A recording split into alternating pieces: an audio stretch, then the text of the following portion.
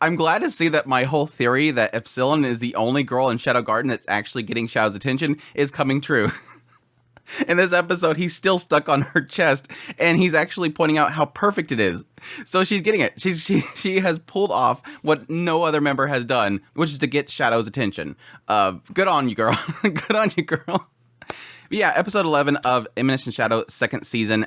I have to admit, there's a side of me that's like, I'm disappointed, but at the same time, I kind of set my expectations. Last episode, I was like, okay, great. For those new here, I really do like Rose's story. I think she's probably one of the most fascinating characters of the series. She's definitely the most developed character in the entire series, even including Shadow himself. But yeah, last episode, I was expressing how I was hoping that it was more than just Rose wanting to protect her mother from Pravasat, and that she was going through with everything in order to protect her. I was hoping it would be more than that, because it didn't make any sense that she would go to... She literally brought her mother back to him. And he has a lot of that could do with the fact that maybe her mother was like, no, we have to go back to him. He'll protect us or whatever. But still, it's like, I was hoping for a little more than that. And yes, in this episode, it ends up being just that. As much as I think Rose's character is really fantastic, and she's definitely gone through some insane turmoil. This girl should be broken at this point.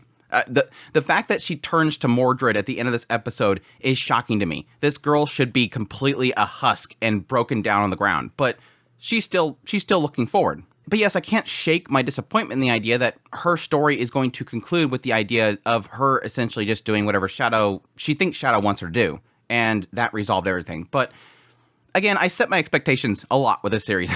I don't expect grandiose storytelling in this series. It's mostly a comedy around the idea of misunderstandings, which, yes, for sure, this arc has been full of misunderstandings. I mean, we literally have like 4 different mindsets going on in this series. We have what Shadow Garden's doing, we have what's Rose doing, we have what Shadow's doing, and we have what Pravasat's doing. Everybody thinks Shadow is doing something different than what he's actually doing.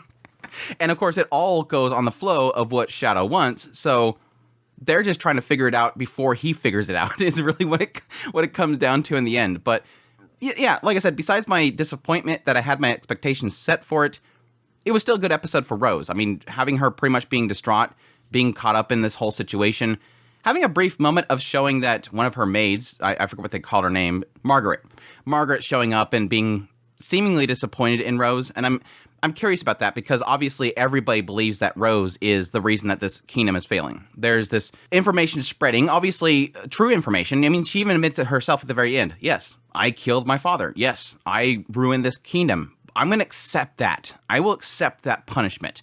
Now, granted, she could, elaborate there in the idea that my father was out of his mind and it was being used, but she's not going to say all that stuff. She's going to strictly say that I did this, I'm accepted. I'm not going to give excuses like I just did. And it seems like that also extends to this maid, which I'm kind of surprised. I'm very curious what they're planning on doing with Margaret, because it seems like she obviously knows more than she really should. And it seems like she is manipulating things in the palace.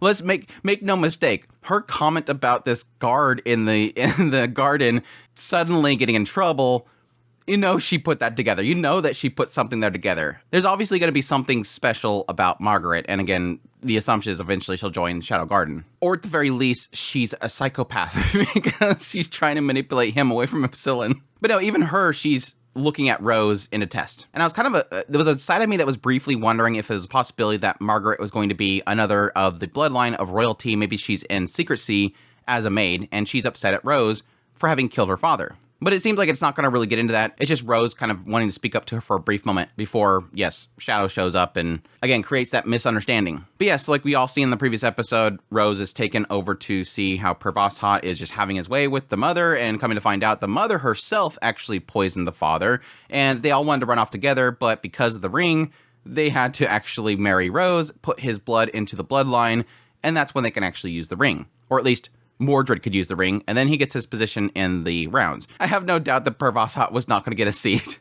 I just have a feeling that either way, Mordred was going to kill him in the end. I think the interesting thing in this episode regarding Rose and her relationship with mainly Sid is, yes, it is still confirming the idea that despite the fact that she went to Shadow Garden, she still does not know the two of them are who they are. Because the moment that Shadow shows up, she immediately says, I'm dead. You're here to kill me, right? I betrayed you, you showed me strength, you gave me a purpose, and then I showed you betrayal. So again, it's really kind of solidifying the fact that these two are different in her mind, which again, I'm kind of surprised that they never told her. I guess maybe, again, wasn't around long enough. But I think it's kind of interesting in the idea that her perspective of Shadow seems to be in, yes, he gave me strength to overcome something, and I failed to do that, and then I betrayed him. Whereas when it comes to Sid, it is a personal connection, and the idea that she finds that this person is like me. It's kind of interesting, like I said in the last episode, that is pretty much the same with Sid.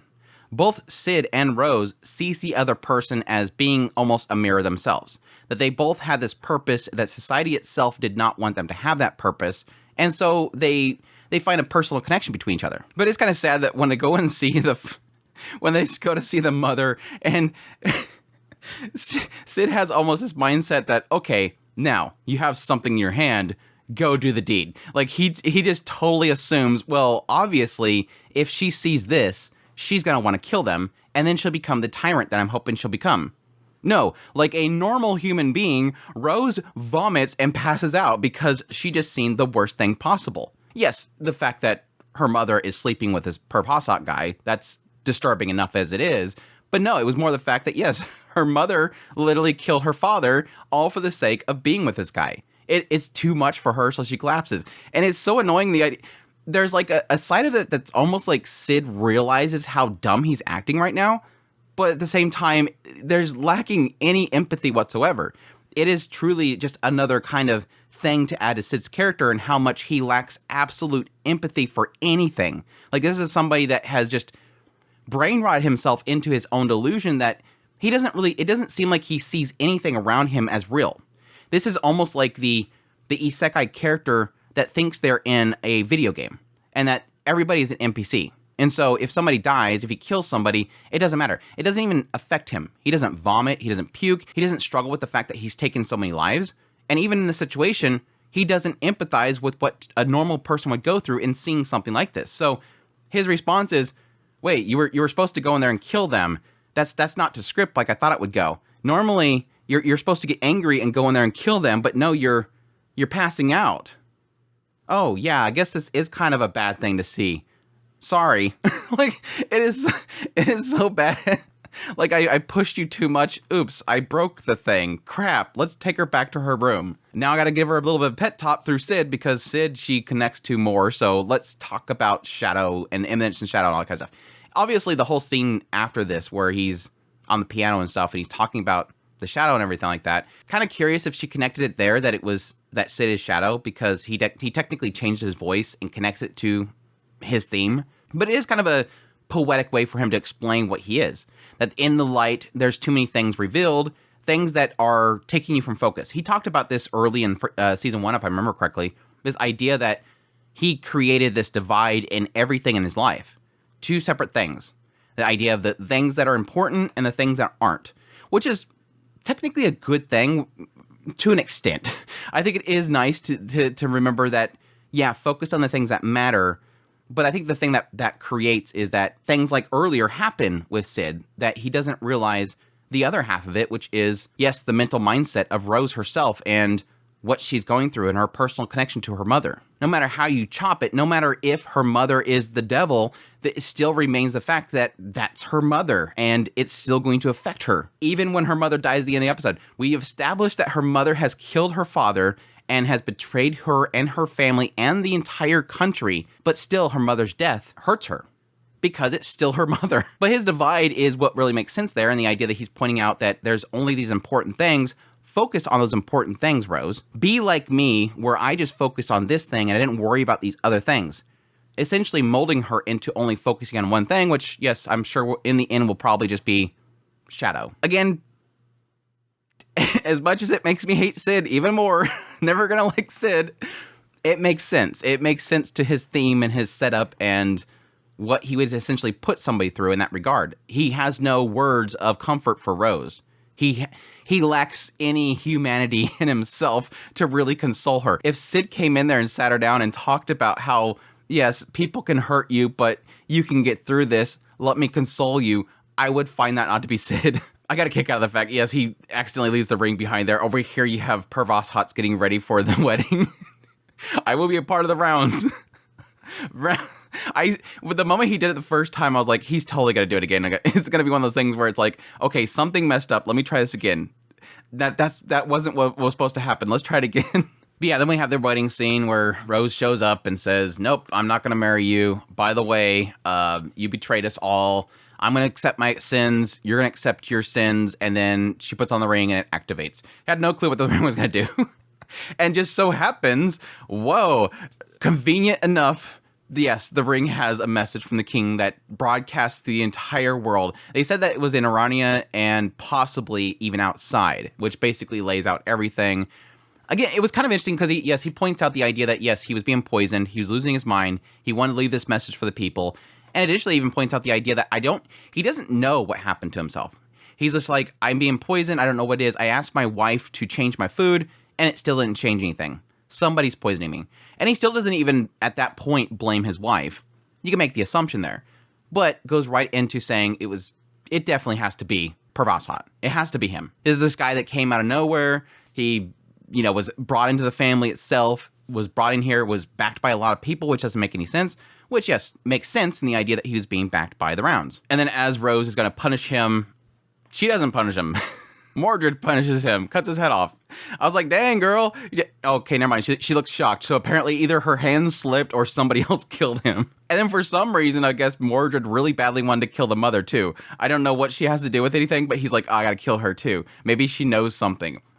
For my assumption is that she's always been a pawn of Pervashat. So I don't know if she's ever had any relay of information from Mordred, but it's shocking. So we're gonna kill the mother too. Let's get her out of the picture too. He used the key, summons up Ragnarok, and then Shadow appears and one-shots the dragon because why wouldn't he? He's Shadow. So like I said, it's got me massively hyped for the next episode. Again, one of the first of the rounds to actually be taken on, and technically it's the last episode. I think it's only 12 episodes, so that'll be the conclusion of the story. I'm really curious how they're going to wrap this up, if Rose is actually going to take a position as the leader of this country, because obviously Pervashat's out of the picture. There's no resistance anymore. She's had her name cleared by the message from her father, so I'd assume that people would be more acceptant of her at this point because obviously it wasn't her doing. Now, granted, she still technically did finish off her father, but maybe just the idea that he was losing his mind and that he told the people that you can trust my daughter, I'm leaving it to my daughter.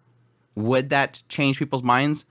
I'll be curious. I kind of see it going two different ways. That Rose takes over for the time being and the people accept her because of the message from the father. And then Sid's like, okay, good. I can't wait for her to become a tyrant and then leaves the town. Or is it going to be possibly the second option, which is where this Ragnarok and Mordred and Sid, it basically destroys Arania. And then that doesn't really give Rose anything to stay behind for, and then she just goes off with Sid. Sid likes to blow up entire towns and entire areas, and nobody flinches, so it wouldn't be a shock to me. And that's my thoughts on episode 11 of Eminence and Shadow. Hope you guys enjoyed this video. As always, if you did, make sure that like button down below, comment, let me know what's thought of the episode. Additionally, if you're new to the channel, make sure that subscribe button's got my content. I do news, reviews, first impressions, top list if it's anime, it's pretty much here. Additionally, if you want to support channel more, I have a Patreon link, tips link, super thanks, membership button down below.